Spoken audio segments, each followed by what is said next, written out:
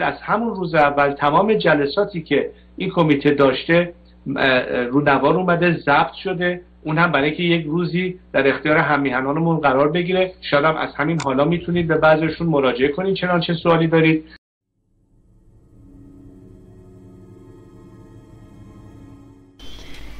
دوستان گرامی، بریم روی بحث سوم، بررسی عضویت کانون نخبگان ایران که جناب آقای دکتر سید مصطفی علوی در جلسه پیشین مقدار صحبت شد و در این جلسه جناب آقای دکتر امید مهر یک بررسی کردن در مورد ایشون که خواهش میکنیم که بیان در مورد آقای مصطفی علوی اون بررسی که کردن توضیحاتی رو دارن بفرمایید.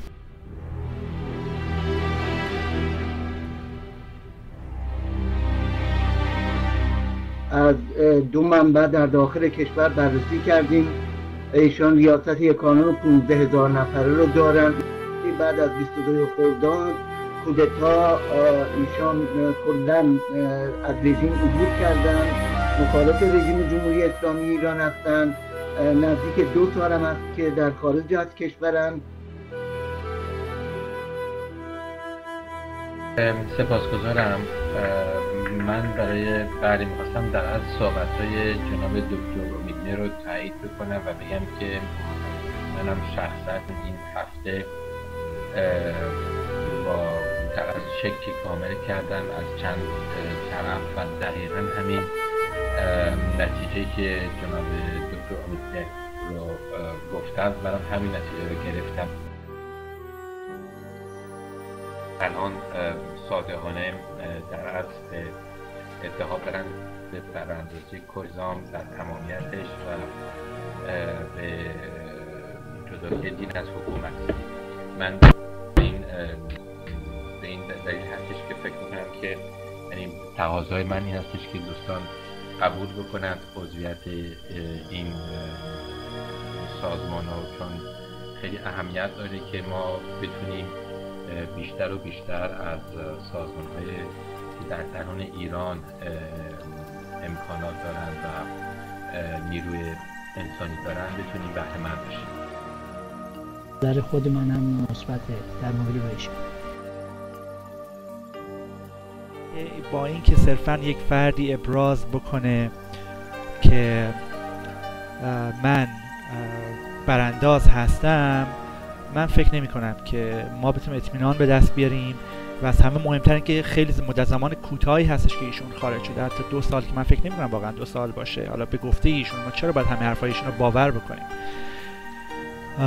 بسیار خطرناک و ریسکی هستش. من به هیچ عنوان توصیه نمی کنم و رأی من برای اولین بار من به تمام دوستانی که من مخالف بودم رأی ممتنع دادم، ولی در مورد ایشون به خاطر اینکه یک خطر امنیتی جدی وجود داره من با فتح کامل به ایشون رأی منفی خواهم داد.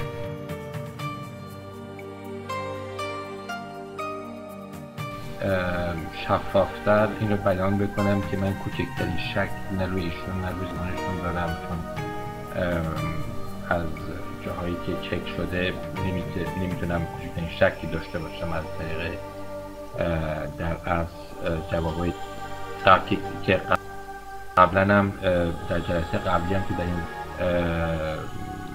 در این زمینه صحبت کردیم از قبلش هم چک شده بود، ولی خب چون دوستان تقاضا کردن دوباره این کار شد.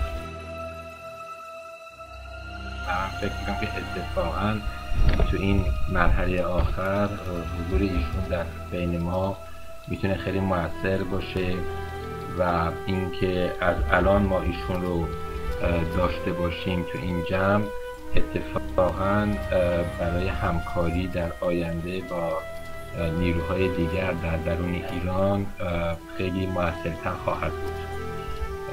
من اینو فقط میتونم بهتون بگم که اونایی که در اصل الان میدونیم که دارن در رابطه با منافع جمهوری اسلامی تلاش میکنن از این اتفاق خیلی خیلی ناراحت خواهند شد که اگر ما بتونیم با نیروهایی که در درون هستند و یک زمانی هم در درون حتی نظام بودند همکاری بیشتری داشته باشیم. فکر کنم 14 تا اگر که درست شمرده باشم موافق هستن و 2 تا مخالف. از تصویب شد جناب آقای دکتر سید مصطفی عدوی به کمیته موقت هماهنگی شورای ملی بپیوندند. با سپاس از رأی دوستان.